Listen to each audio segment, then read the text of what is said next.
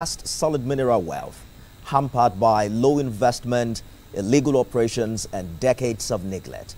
The mining and quarrying sector contributed 6.3% of the overall GDP in the fourth quarter of 2024, higher than the contributions recorded in 2023 fourth quarter at 4.47%.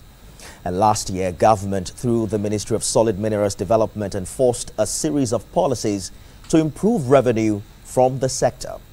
But what really have they achieved thus far? Let's bring in Minister of Solid Mineral Development, Alake, on the special midterm scorecard edition of the program. Honorable Minister, welcome to Beyond the Headlines.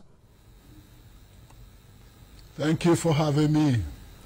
You recently announced that 2 lithium processing factories, one in Abuja and the other in Nasarawa, will begin operations in second quarter of this year. That's a combined $1.3 billion investment. Let's begin with where we are right now with these projects and how confident you are that these timelines will hold. Oh, thank you very much for that. These timelines will hold because about a year ago, or precisely when we resumed here, the half of 23, we crafted a 7-point agenda, of which local value addition policy was a critical or core element of the 7-point agenda. And you'd see, we have to take it in like capsules. When we resumed, I surveyed the entire landscape of the solid mineral sector. And like you rightly pointed out in your opening remarks, this sector had been neglected for decades, you know, because of the petrodollar that accrued into Nigeria's coffers and made us to shift focus away from this constructive regenerative sector of the economy. So what we did was to make sure that, one, part of the 7-point agenda was to aggressively market this sector, both locally and internationally, raise consciousness of both local and foreign investors to the potentials embedded in this solid mineral sector of Nigeria. And that has yielded tremendous results, such that there is an upsurge in interest shown by investors both locally and internationally alike. And then this local value addition policy, which is very central and critical to the overall achievement of the agenda. So I announced this local policy, local value addition policy, that rather than the transactions of investors in this industry or in this sector, which was anchored on what we called in the industry from pit to port, which means extracting our raw minerals, transmitting to the ports, and shipping out from pit to port. We said under our new local value addition policy, this must stop, so that all investors, prospective investors, must show us a critical work plan of how to process and refine our minerals in Nigeria, creating a catalyst for the multiplier effect of our local economy, increasing the revenue accruable from this sector to Nigeria, and of course, for the betterment of Nigerians as a whole. So under this local value addition policy, I had to interface with the industry players, and I emphasized to them that we will no longer approve licenses for mining without a concrete, evidence of local value addition, implementation plan. And this has led to those 2 factories that are set to be commissioned this year. The operators took us seriously, and I personally did the groundbreaking of those factories last year. The groundbreaking ceremonies of those factories, and the factories are about at the final stage of construction, and that's why we projected that this very quarter we are going to commission those factories. And that is not limited to those factories. We also have in gold. There are some refineries that are going on as we speak. Following it sounds really good, Honorable Minister. But just even that local value. But just before you go on, Honorable Minister, yes, I just want to butt in quickly. It's not restricted. Because it sounds really good, but, you know, my viewers are also concerned about Nigeria's history of delayed projects. So perhaps you want to walk us through the accountability frameworks in place to ensure this is launched on schedule. Nigeria's history is replete with abandoned projects, delayed projects under previous administrations. This is a different administration. There is a new sheriff in town.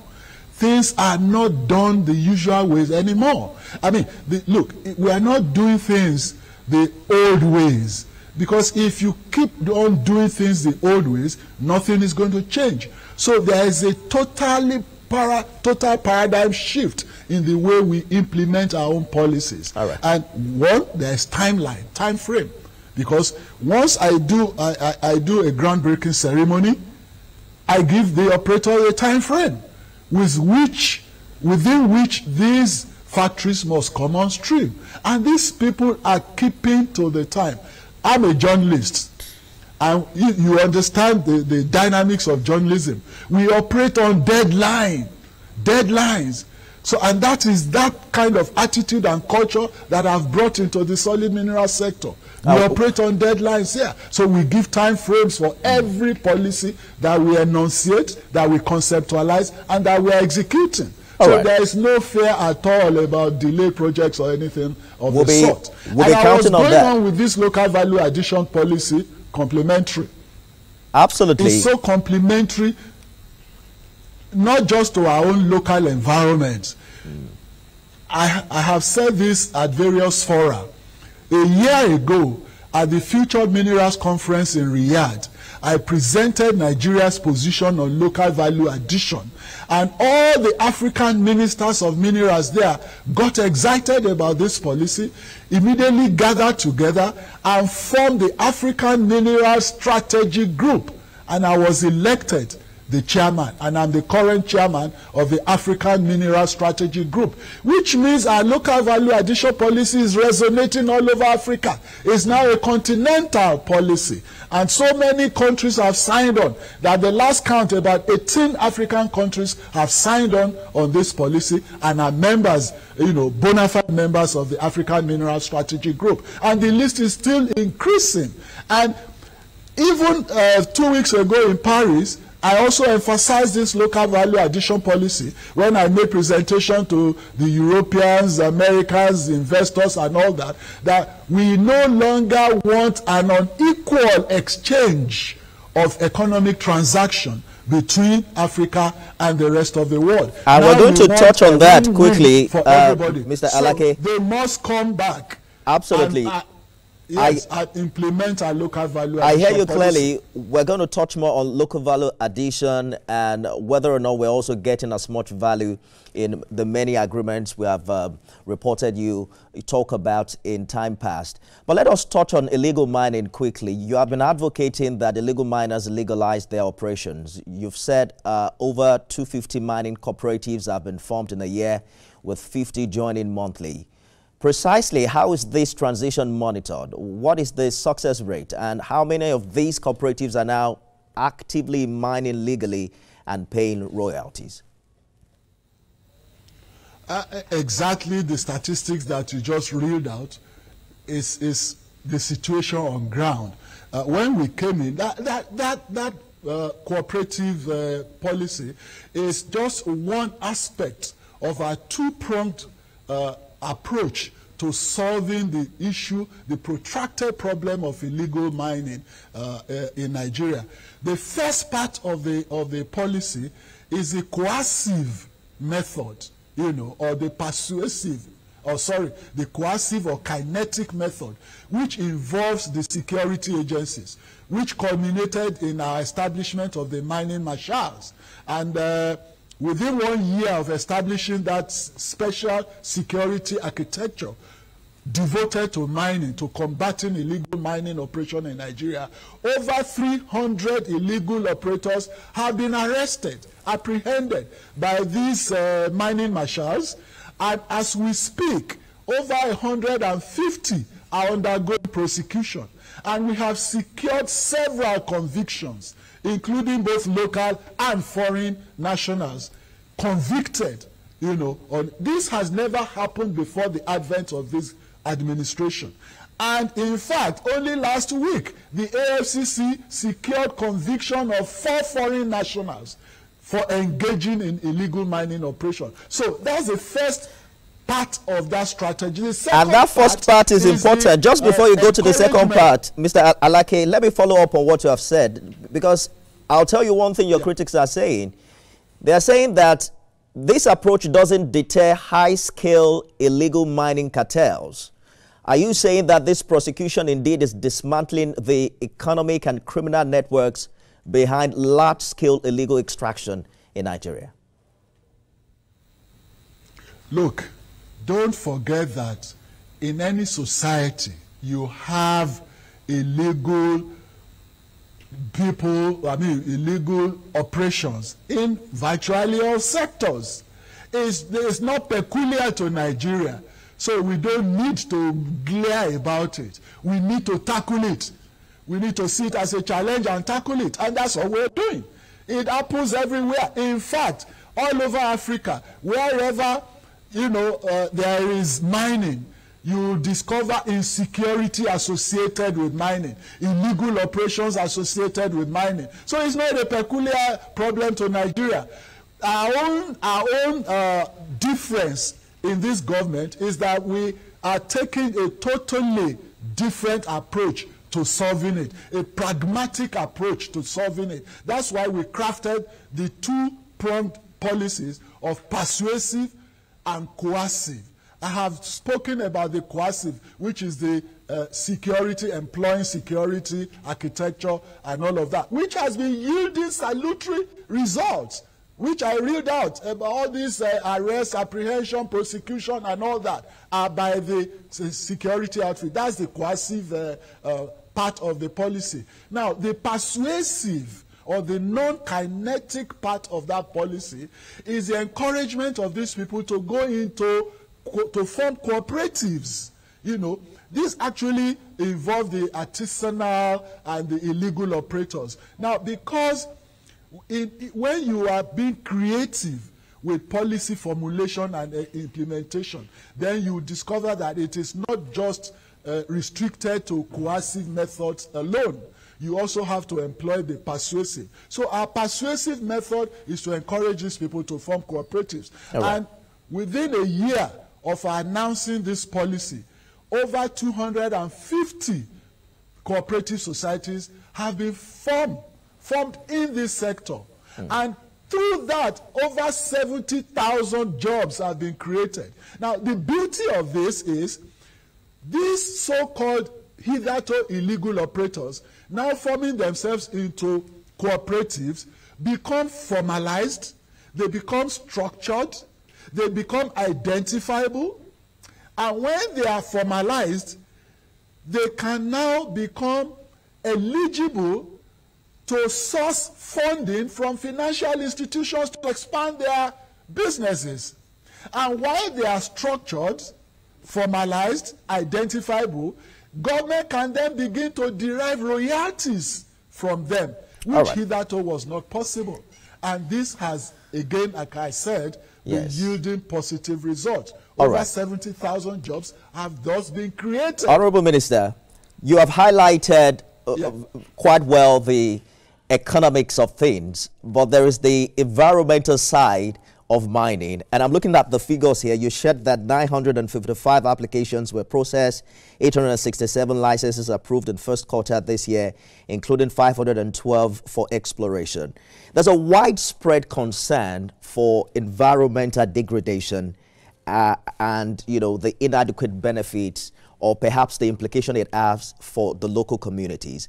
Is there a strict regulation you're working by to know if we're not doing too much in a particular area and considering the impact is also going to have on the environment?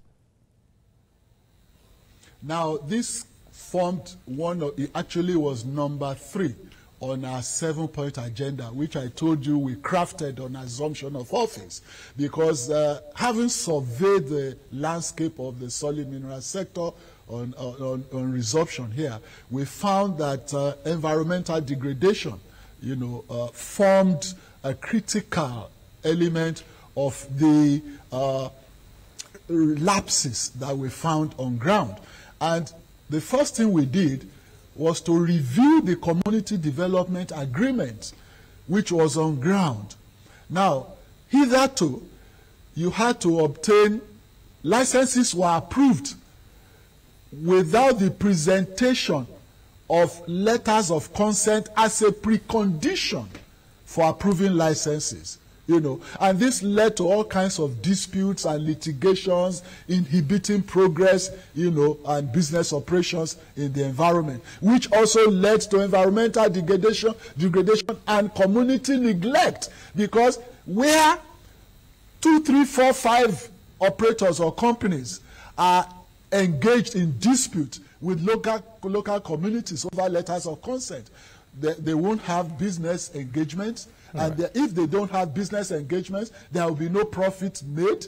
And if there's no profit made, no revenue accruing, there will be nothing to repatriate back to the communities. So we had to review the community development agreement and made letters of consent, the presentation of letters of consent from the communities, a precondition for our approval of applications for licenses. And this has also yielded very positive results. All right. Now, you have to present a letter of consent from the community in which you intend to operate, for us to approve your letter of, your license. Now, not only that, we increased the amount of CSR, the volume of CSR, corporate social responsibility, that must be paid back into the communities where mining operations occurred. Not only that, environmental remediation is also a precondition. You must show us a concrete plan of environmental remediation before we also approve your license. And of course, we have a department in the ministry, environmental monitoring and compliance department that monitors all of these things. So we are not just engaged in rhetoric, we are engaged in pragmatism, and we monitor all of these things. And let me burst your bubbles. In fact, you know that our revised community development agreement is now being copied by South Africa. South Africa has been engaged in mining long before Nigeria. In fact, mining is one of the mainstay or economic pillars of South Africa. But still, they had to come to Nigeria, study our community development All right, Honorable Minister. agreement. And this was even attested to by the president of South Africa. Honorable Minister. I was in the hall in Cape Town when he mentioned this. Now that my bubble is burst, weeks ago, I hosted the let us take a short break and we'll be right back with more. Stay with us, everyone.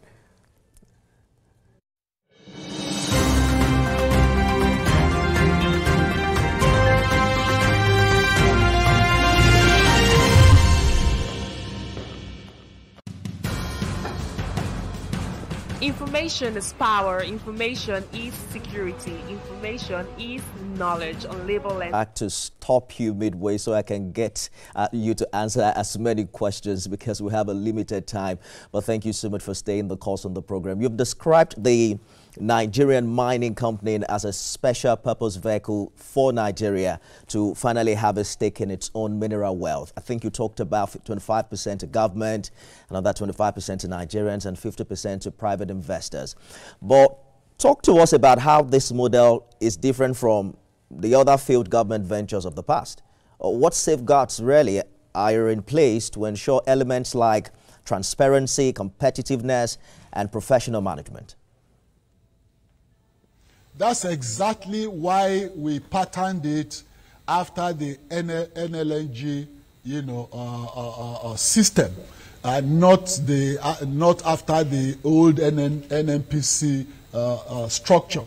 Now, when I resumed, I also saw that the old Nigerian Mining Corporation had become defunct, and there was no vehicle with which Nigeria as an entity can begin to enjoy the benefits of revenue accruing from solid minerals directly, and no SPV, special purpose vehicle, that will engage or on behalf of Nigeria with multinationals and investors coming into the sector.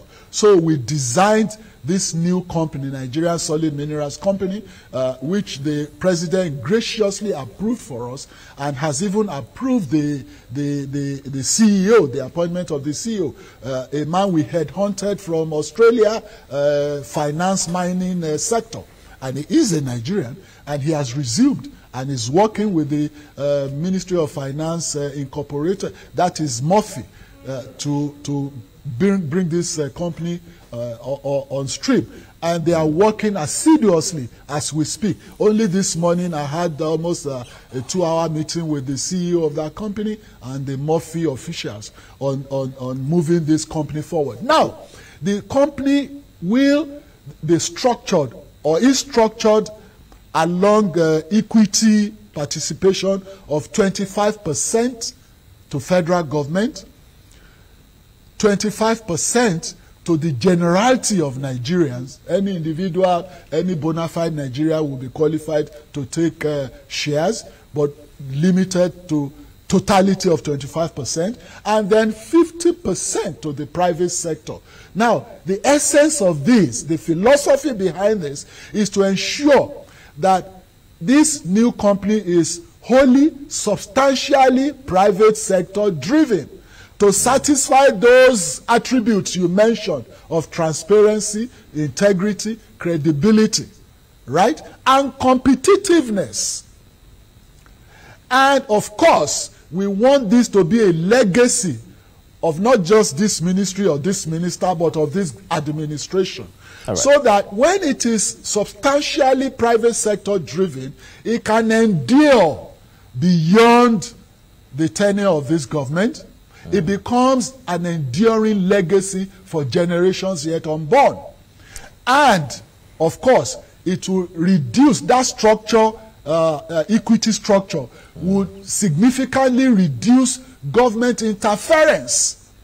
Unlike other, say, quasi-government companies or agencies, there will be minimal or scant government interference in it, because it will be substantially private sector owned and driven. And that will ensure that it satisfies all of those attributes that you mentioned. It sounds like the public share will be floated on the Nigerian exchange. When should Nigerians, everyday Nigerian, expect to begin buying in? They will know when to start buying it, because it will be publicized. You people will publicize it. The structure is being fashioned out now. Let us walk you through the engagements we've seen you have across countries. You recently met with China's ambassador, signed MOUs with South Africa, pledging full-cycle mining all the way from extraction to local processing. But how binding are these licenses, especially when you consider the fact that we've seen some clauses, right? That ensure, what clauses really ensure that foreign partners actually pay attention to adding values to the locals, rather than exporting raw minerals as we've seen too often in the past? You see, it's not, we haven't granted licenses to anybody. We've signed MOUs, and MOUs are intentional. These are statements of intention. They are not legally binding. It's when you sign a contract that these things are legally binding. So MOU is memorandum of understanding. MOUs are not contracts. So there is no contractual obligations until contracts are signed. So there is really no fear at all. However, to come to your point of ensuring that these foreign interests abide by our local value addition policy, I said earlier on in my remarks that even locals, we are not signing licenses even for locals or for any investor that does not show us this concrete work plan of local value addition, which we are monitoring. We have a monitoring department in the ministry. And it is the efficacy and efficiency of these monitoring efforts that have yielded the results of those factories that I said are ready for commissioning this quarter. So that's an eloquent example of how efficient our monitoring system is and how passionate we are about the execution of this local value addition policy. That is our legacy. We're not going to joke with it, and we're not joking with it, because that is what we are showing to Nigerians and to the world to showcase the seriousness of this administration. And like I said earlier on, even this policy is resonating beyond the shores of Nigeria. It's reverberating all over Africa, and Africans have embraced it. So it's no longer a localized policy. Nigerians should be proud that Nigeria is now driving the local value addition policy for the entire African continent. Okay. That shows we are leaders in this regard. And just, you know, this is very remarkable, noting that only less than 2 years that we came into government, we've been able to put the Nigeria solid mineral sector on national, continental, and international, space. Honorable Minister, it sounds a lot like everybody is now grappling and rushing to Nigeria for investment, because we've created an enabling environment. All right. It sounds like you're assuring Nigerians that the benefits of these agreements and policies are on their side and on the horizon. But what are the short-term wins for Nigerians, especially host communities? What can they expect by, say, end of this year? Are there jobs to look forward to, revenue, or some form of infrastructure?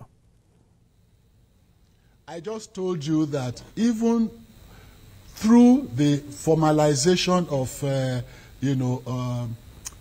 cooperatives, we've been able to create 70,000 jobs within 1 year of announcing and implementing this. Well, I'm policy. sure you know that we have bigger potential than that. Sectors. I mean, the mining operations itself by the mining companies. Over 3,000 jobs have been created. We've had upsurge in the registration of mining companies, which led to mining operations.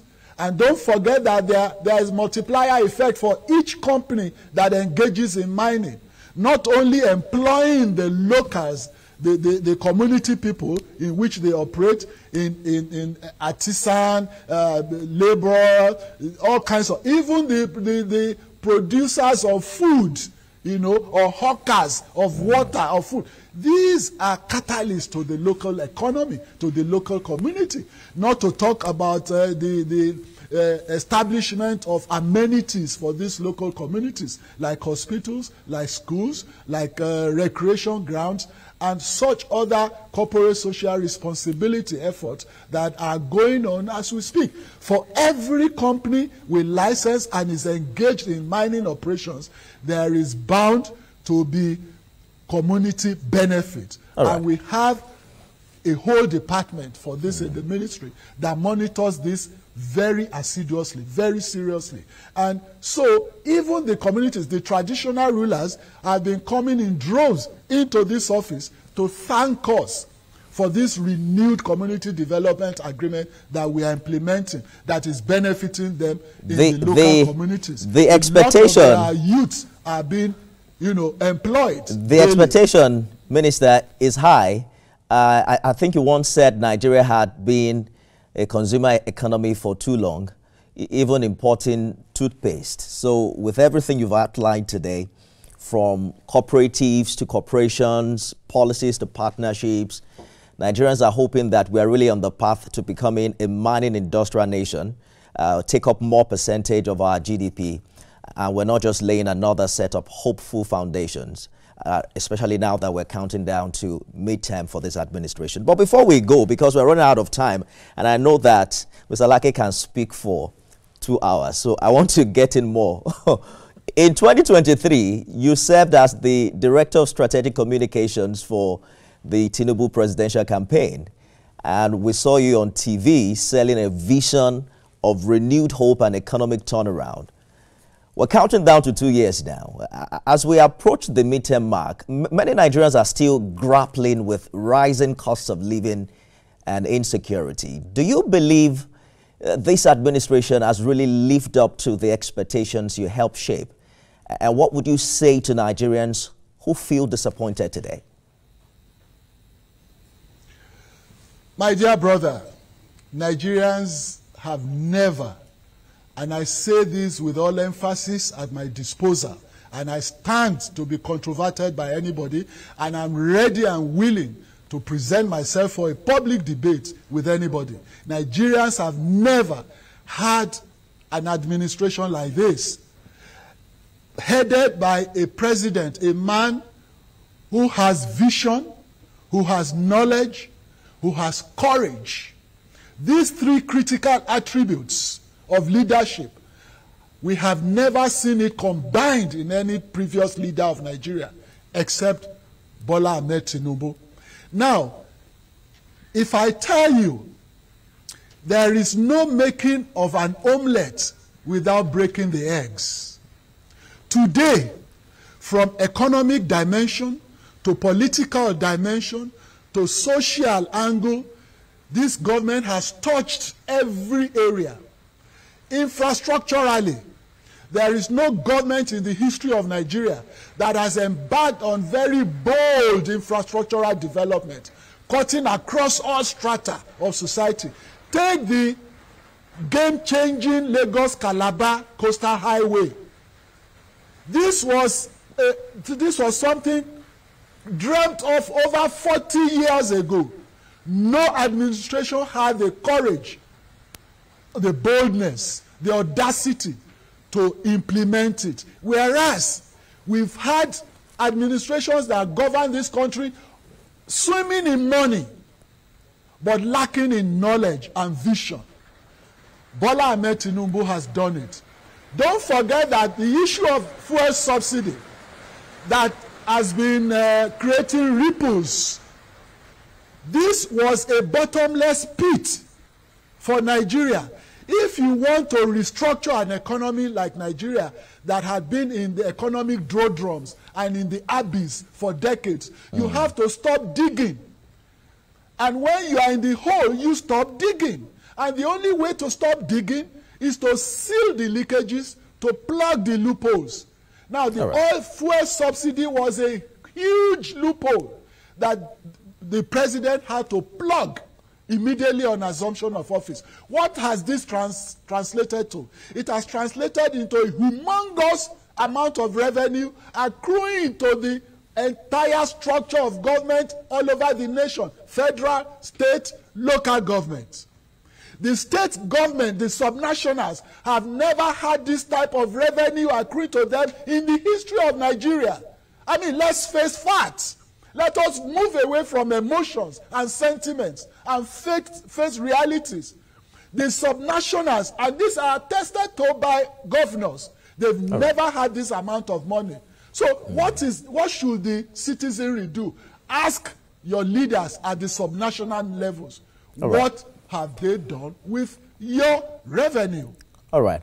One governor recently confessed publicly that his allocation has tripled since the advent of this government.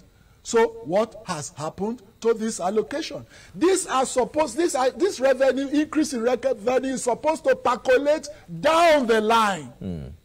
So the president has done his bit by removing this huge allocation that was going to the private pockets of smugglers, of fuel smugglers, of the economic parasites, those who are lynching the country economically, draining the Nigerian citizenry. Now, that is one aspect of it. On the federal side, a lot of this revenue has been diverted into huge infrastructural development. Like I mentioned, the Lagos-Calabar Coastal Highway.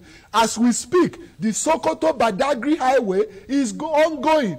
This cuts across 7 states of agrarian land, opening those states into huge agricultural land. The Lagos-Calabar Coastal Highway with coastal lanes traversing 9 states is an economic game changer. Imagine the property value all along the 9 states. Imagine the economic tourism that would, come up all along the 9 states of the South. Not to talk of those of the North. Not to talk of other agricultural inputs.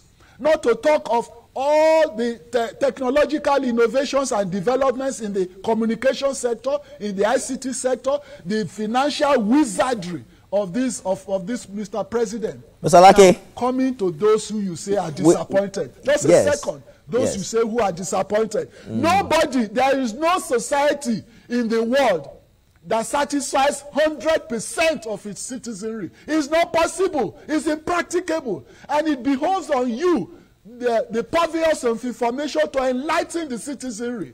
I mean, this is an economic warfare that the administration is pursuing to restructure the economy, lay a solid foundation, and let it germinate. So that when it germinates, there is no public policy that does not have a gestation period. Mr. Alake, just allow me to butt in. Results begin to manifest. Because you have talked about gestation period, you have mentioned that, I believe you're saying that reforms take time. But I want you to speak specifically, because for many Nigerians, Mr. Alake, for many Nigerians, especially those in the informal sector, the question really isn't about patience, right? It's about survival. With inflation eating away at income and job creation still not meeting the scale of unemployment, I'm wondering how you respond to critics who say this government underestimated the immediate human cost of its economic policies, and that perhaps communication strategies in 2023 were more aspirational than realistic.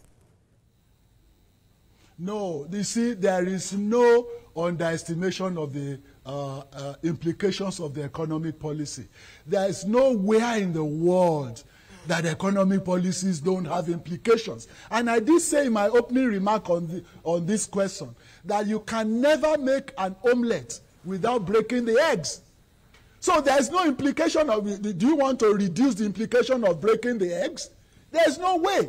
The only thing that you can do is to put in palliatives along the line to cushion the effects of the economic policies. But to say the economic policies will not have casualties, then you must, that is delusional.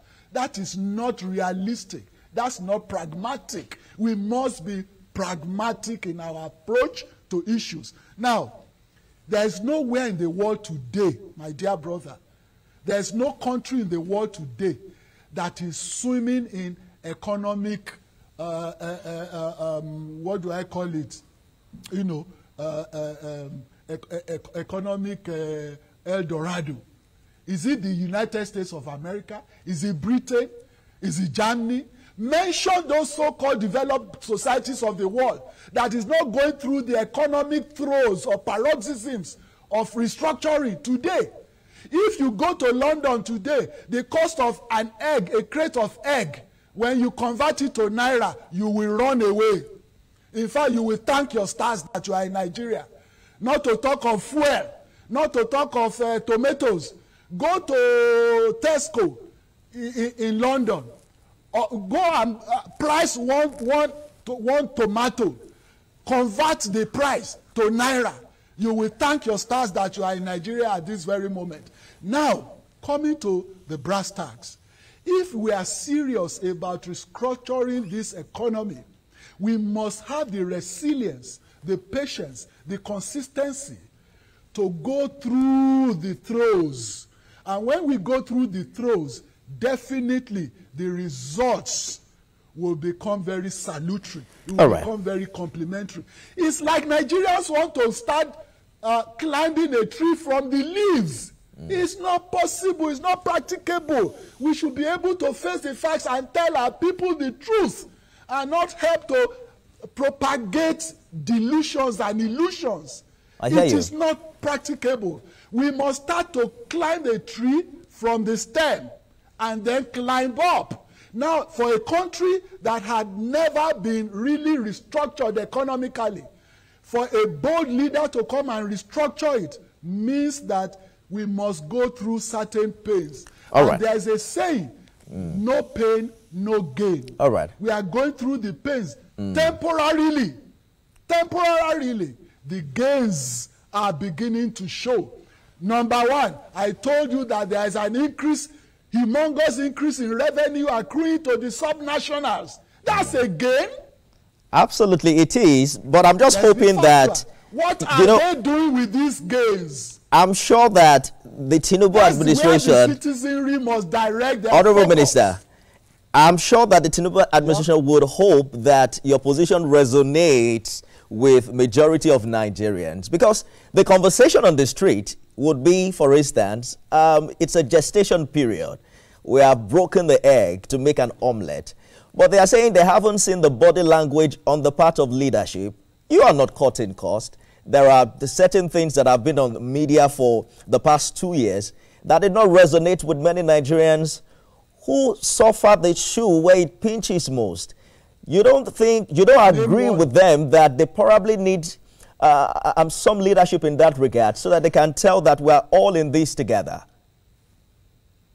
Name one such example. Oh, we have numerous examples. The conversation about building a house for the vice president. Mr. President got a fantastic car. I mean, there's an endless list of examples that we can talk about, but we don't have as much time. Those are rumors. It is an onerous responsibility of media practitioners to investigate. I am one myself. And in our own days, when we were in active journalism, we don't just listen to rumor and propagate the same. We delve into the issue. We will take pains to investigate. If I were a reporter today, I would look into the background of the story. People don't do background checks. There's no longer sense of history in this profession. For instance, the house of the vice president that you said they are building. Go and look at the house of the vice president currently, right? Now, if you wanted to build such a house, you are not building it for the individual that is occupying it today. You are building it for posterity. And it has to endure. Let me give you an example. When the current president was governor of Lagos State, and he was embarking on infrastructural development of the state, I was a member of that cabinet. I was in the executive council when all of those policies were being enunciated and conceptualized and executed. The Awolowo Road Ikoyi that you see today, many Nigerians that came to Lagos less than 25 years ago will never know how that road was. Right? That road was a single lane road. And the governor then said we needed to expand that road. All the buildings that abutted that road at that time, the property owners were afraid that they were going to demolish their properties for the expansion of that road. And we said, no, we are not going to demolish anything. We ended up not demolishing any house, right? But the important thing, significant thing that is relevant to your point is that the governor then, Bola Ahmed Tinubu, said, we must build a road that will last minimum of 25 years without a single pothole. So it had to be more expensive than the one built for 2-3 years. Today, 25 years after, go to Awolowo Road Ikoyi and tell me which pothole you see on that road. All right. That was built 25 years ago. I hear you, Mr. Alake. And I wish that. So that is what is being done. I wish we had all the time, right, Honorable Minister. But the truth is, I wish so too. Yes, but I'm hoping that you also got the message, because my job as a journalist is also to intimate you with what the people feel and what they are saying. The people are saying they are not seeing this government cutting cost. The lawmakers are spending billions buying cars. You know, we are building houses at the time where Nigerians are feeling. I can tell you precisely how much I pay for fuel, how it impacts my transportation and my take home as we speak today. So, but just as we wrap up quickly, yes. Honorable Minister, as we wrap up, walk us through. Sorry, before you wrap up, the Nigerians that you say are complaining legislators are buying cars. Yes. Who elected those legislators? Are they not the same Nigerians? Well, that's the point. A Nigerian is away from government. Wait a minute. The father a Nigerian is away from government. The more strident and loud he is against government. The nearer he is to government, the more silent he becomes. But they're not silent, they are talking. Nigerians are talking. Nigerians are expressing their opinions and how they feel about precisely how their leaders, behave. Nigerians are talking, they're not silent. In any way, they aren't, and they can only hope that the leaders are listening to them. Mr. Alake. All right. Good place to leave it. Honorable Minister, Solid Mineral Development, quite an interesting conversation. Thank you so much for talking to us. And then we wish you and the government all the best. Thank you so much for coming. Thank you very much. We'll be right back with more right after this. Stay with us, everyone. Continues, everyone.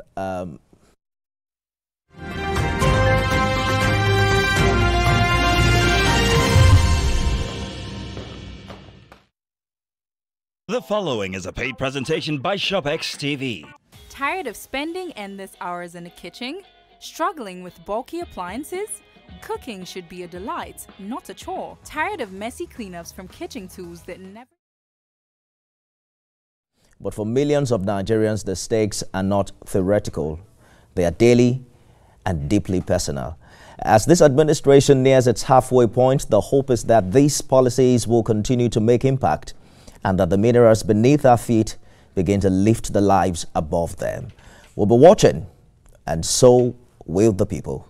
The Nasarawa State Governor is on the lineup for tomorrow as we go beyond the headlines with developments in the North Central State.